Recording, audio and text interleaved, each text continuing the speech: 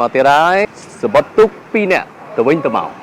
សម្រាប់នៅ resort ផ្កាយ4មានសេវាកម្មល្អជាងគេបំផុតនៅកោះរ៉ុងសន្លឹម2យប់មានអាហារពេលព្រឹក2នាក់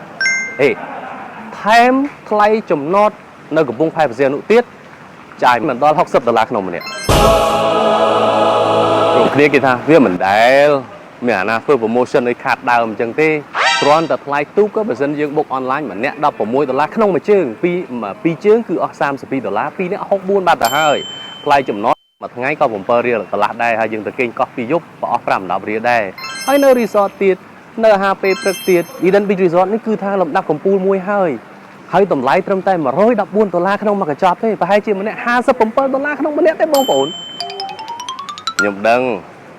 មានគេសួរខ្ញុំច្រើនថាបងឯងបោកទេដឹងហើយខ្ញុំក៏បានចេញវីដេអូប្រាប់ហើយថាអ្នកបុកគឺបុកបានមែនតាំងពី$2យប់ទី2$ដេកផ្កាយ5ក៏បានទាំងម្នាក់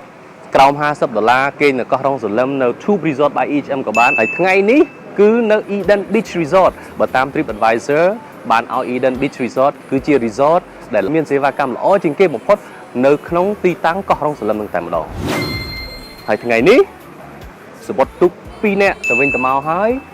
គេង2យប់នៅ Eden Beach Resort by EHM មានអាហារពេលព្រឹក2នាក់ហើយថែមជូនចំណតអត់គិតថ្លៃទៀតនេះគឺជាការ offer មួយដើម្បីជួយបង្ហាញអំពីភាពស្រស់ស្អាតនៃតំបន់ទេសចរនៅក្នុងប្រទេសកម្ពុជាដែលក្រសួងទេសចរលោកព្យាយាម promote ហើយខាងខ្ញុំក៏ចូលរួមជាមួយគាត់ full blast តែម្ដងបងប្អូនសាកស្រមៃមើលថាបើសិនជាខ្មែរមិនក្រោកឡើងដើម្បីនិយាយអំពីសាច់រឿងខ្លួនឯងទៅកាន់ពិភពលោកអំពីភាពស្រស់ស្អាតរបស់ប្រទេសកម្ពុជាអំពីទីតាំងទេសចរជាច្រើនដែលកំពុងតែរងចាំបងប្អូនទៅទស្សនានោះអ្នកជិតខាងយើងគេនឹងជួយនិយាយឲ្យយើងហើយជាធម្មតា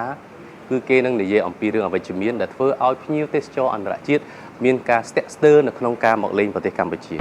សង្ឃឹមថាបងប្អូនចូលរួមនៅក្នុងការលើកស្ទួយវិស័យទេសចរនិយាយអំពីរឿងល្អៗក្នុងប្រទេសយើងទាំងអស់គ្នាទៅកាន់ពិភពលោក